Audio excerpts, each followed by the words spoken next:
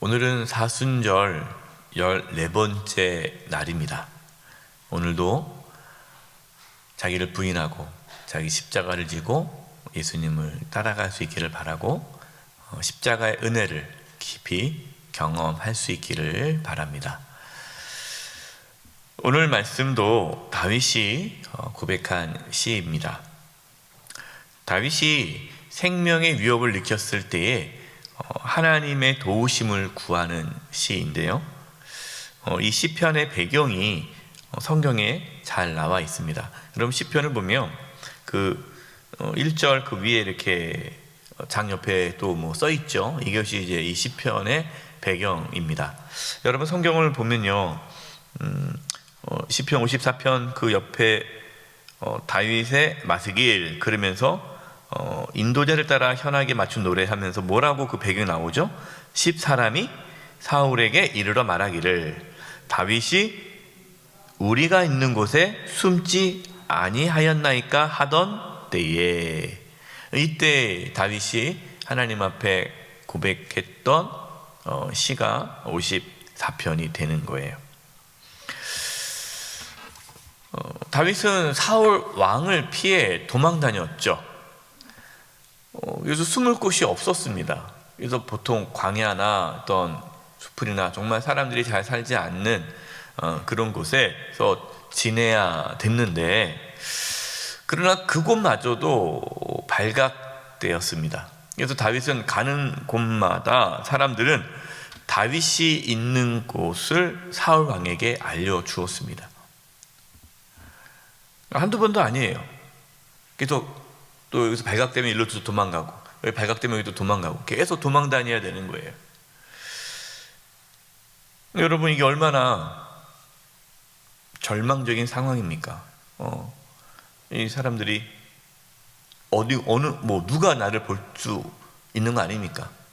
그러니까 얼마나 두렵겠어요. 얼마나 불안하겠어요.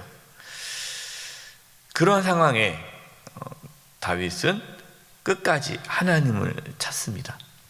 1절입니다. 하나님이여 주의 이름으로 나를 구원하시고 주의 힘으로 나를 변호하소서. 주님의 이름으로 자신을 구원해 달라고 간구하고 있습니다. 주님의 이름으로, 하나님의 이름으로. 다윗은 자신을 구원해 주실 분은 하나님밖에 없다라는 거죠. 이 사실입니다. 지금 다윗을 도와줄 자가 없어요. 왜냐하면 다윗을 도와줬다가는 반역인데, 사울 왕이 다윗을 죽이려고 하는데 다윗을 도와줬다가는 우리 앞에서 제사장 그 가족이 다 죽지 않았습니까? 이게 다윗이 있다가 갔는데 그걸 얘기해 주지 않으면은 다 그냥 죽여버리는 거예요, 사울 왕이. 그러니까 얼마나 사람들이 무섭겠습니까? 그러니까 다윗을 도와줄 수가 없는 거예요. 주변에 있는 모든 사람들이 다 사울 왕 편에 섰습니다. 이러한 상황에서 다윗은 하나님밖에 의지할 수가 없었죠. 그리고 그 누구도 자신을 변호해 주지 못했습니다. 그 누구도 가서 사울 왕이시여 다윗은 그런 자가 아닙니다 하면서 자기의 그 억울함을 변호해 주는 자가 한 사람도 없는 거예요. 여러분, 우리도 살아가면서 때로 그런 일을 겪지 않습니까? 억울한 일을 당했을 때 주변에서 아무도 나를 변호해 주지 않아요. 처음에는 이거 당신 먼저 가서 얘기하면 우리가 다 변호해 줄게. 그래서 다 가서 얘기했는데 아무도 변호해 주지 않는 거예요. 억울한 일을 당할 때가 있죠. 여러분, 우리가 살아가면서 정말 속상할 때가 많습니다. 억울한 일을 당할 때도 많고요. 여러분, 그럴 때 어떡합니까? 막 따지고 또 원망하고 그렇게 반응하십니까? 여러분, 그러지 마세요. 절망하지 마세요. 두려워하지 마세요. 하나님께서는 다 알고 계십니다. 하나님은 다 아세요. 하나님께서는 반드시 우리를 변호해 주시고 회복시켜 주십니다. 정말 그것이 옳은 길이고, 내가 정말 하나님 앞에 부끄러움 없이 그 일을 행했다면 하나님께서는 반드시 회복시켜 주십니다. 그때까지 우리는 하나님 앞에 엎드리는 거예요. 또 다른 사람을 찾아가가지고 뭐 나의 억울함을 막 토로하고 나 좀 도와달라고 저쪽 가서 얘기하고 저쪽 가서 얘기하고 그러면 안 돼요. 예. 그럼 더 이상해지는 거예요. 그냥 억울하면 억울한 대로 하나님 앞에 엎드리는 거예요. 하나님만 의지하는 거예요. 그러면 하나님께서 어떻게 합니까? 다 회복시켜 주시는 거예요. 하나님께서는요, 다윗을 위대한 왕으로 삼기 위해서 하나님은 훈련시키시는 거예요. 여러분, 지도자가 되려면 이런 연단을 받게 됩니다. 하나님 앞에 낮아지고 엎드리도록 하시는 거예요.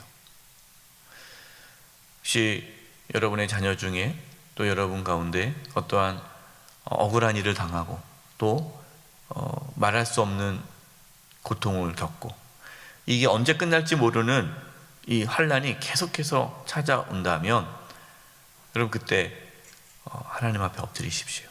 하나님을 찾으십시오. 2절입니다. 하나님이여 내 기도를 들으시며 내 입의 말에 귀를 기울이소서. 다윗은 하나님께서 자신의 기도를 들어주시고 자신의 기도에 귀를 기울여 주실 것을 간구하였습니다. 여러분, 하나님은요 우리의 기도를 들으십니다. 우리의 신음소리도 들으세요. 우리의 작은 소리도 다 들으세요. 하나님께서 말씀하지 않으시는 것 같은데 하나님께서는 다 아시고 우리를 위해서 그 길을 예비하고 계십니다. 3절입니다. 낯선 자들이 일어나 나를 치고 포악한 자들이 나의 생명을 수색하며 하나님을 자기 앞에 두지 아니하였음이니이다. 다윗은 주변에 자신을 치고 자신의 생명을 찾는 자들밖에 없다라는 것을 알았죠. 자기를 해하려고 하고 자기를 죽이려고 하는 그 사람들은 하나님을 자기 앞에 두지 않는 자라는 것도 알았어요. 하나님을 두려워하지 않으니까 저렇게 행동하는구나 라고 생각한 거죠. 하나님을 두려워하지 않기 때문에 그들은 악을 행하는 거예요. 여러분, 우리가 어떠한 그러한 억울한 일을 당하거나 정말 내가 고통을 받지 않아도 되는데 그 사람의 어떤 악함으로 인해서 내가 고통을 당한다면 물론 억울하죠. 그러나 그렇게 생각하시면 돼요. 저 사람은 하나님을 두려워하지 않으니까 저렇게 악을 행하는구나 라고 생각하면 되는 거예요. 어떻게 저럴 수가 있는가. 그럴 수 있죠. 하나님을 모르면 다 자기를 위해서 살아가는 거예요. 사람을 이용하는 거고 배신하는 거고 그렇기 때문에 하나님을 모르는 자들의 삶이 그렇다는 것을 우리는 이해해야 합니다. 그래서 이 다윗은 그들을 하나님 앞에 이제 맡기는 거예요. 4절입니다. 하나님은 나를 돕는 이시며 주께서는 내 생명을 붙들어 주시는 이시니이다. 하나님 밖에 나를 돕는 분이 없다. 하나님만이 나를 도와주시는 분이다 라고 고백을 하는 거죠. 나의 생명을 붙들어 주시는 분도 하나님밖에 없다. 온통 나를 다 죽이려고 하고 나를 넘어뜨리려고 하는데 그러나 내가 지금 이렇게 살아가는 것은, 내가 그래도 지금 이렇게 있는 것은 하나님께서 나를 도와주셨기 때문입니다. 만약에 하나님께서 나를 붙잡아 주지 않는다면 저는 죽을 수밖에 없습니다. 여러분, 우리가 얼마나 연약합니까? 우리가 참 연약해요. 하나님께서 우리의 생명을 붙들어 주셔야만 우리는 살 수가 있는 거예요. 하나님께서 붙들어 주지 않으면 여러분이 살 수가 없습니다. 5절입니다. 주께서는 내 원수에게 악으로 갚으시리니 주의 성실하심으로 그들을 멸하소서. 다윗은 하나님께서 그 원수들을 갚아주신다. 그 원수는 누가? 하나님께서 갚아주신다라는 것을 알았죠. 여러분, 원수는 누가 갚습니까? 우리가 갚습니까? 아니요. 어떤 분들은 두고 봐라, 내가 가만두지 않을 거야, 뭔가 당하면 내가 복수해야지, 똑같이 갚아줄 거야. 여러분, 그러지 마세요. 우리가 원수를 갚는다면 우리는 누구 자리에 앉는 거예요? 하나님의 자리에 앉는 거예요. 원수는 하나님이 하시는 일이에요. 그 말은 뭐냐면, 너희가 원수를 갚는다는 것은 하나님의 자리에 앉는다, 하나님보다 앞서는 거예요. 그래서 예수님께서 말씀하셨잖아요. 원수를 갚지 말아라. 원수를 뭐하라?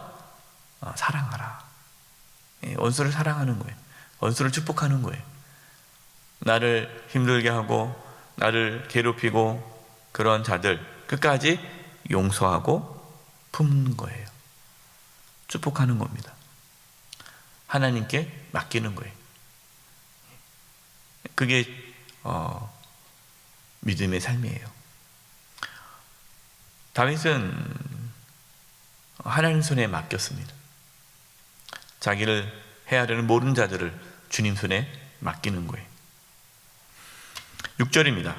내가 낙헌제로 주께 제사하리이다. 여호와여, 주의 이름에 감사하오리니 주의 이름이 선하심이니이다. 그래서 낙헌제로 하나님께 제사를 드린다는데, 낙헌제는 어떠한 제사냐면요, 자원하는 마음으로 하나님께 감사함으로 드리는 제사예요.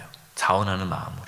그러니까 억지가 아니라 자원하는 마음으로. 그리고 여기 낙헌제는요, 어떠한 대가를 바라면서 드리는 제사가 아니에요. 하나님께 제사하면서, 하나님 이거 좀 도와주세요, 나 이거를 갖기를 원합니다 하면서 하나님께 제사를 드리는 것이 아니라, 대가 없이, 뭔가 바라는 거 없이 그냥 감사해서 자원하는 마음으로, 기쁜 마음으로 드리는 것이 낙헌제예요. 다윗은 하나님께 제사 지낼 때 내가 이런 어려운 상황에 있으니까 하나님 나를 벗어나게 해주세요, 그거를 바라는 마음으로 하나님께 제사하지 않았다라는 거예요. 하나님께 감사함으로, 그냥 감사한 거예요. 어떤 분들은 하나님께 예배 드릴 때 뭔가 바라는 마음으로 예배 드리시는 분들이 있어요. 물론 우리가 어떤 하나님께 나올 때 기도 제목이 있죠. 그것을 구하는 것이 나쁜 건 아닙니다. 이 새벽에 여러분이 어떠한 여러 가지 인생의 고민을 가지고 나와서 기도하는 거, 그거 좋은 거예요. 하나님께서 구하라고 했습니다.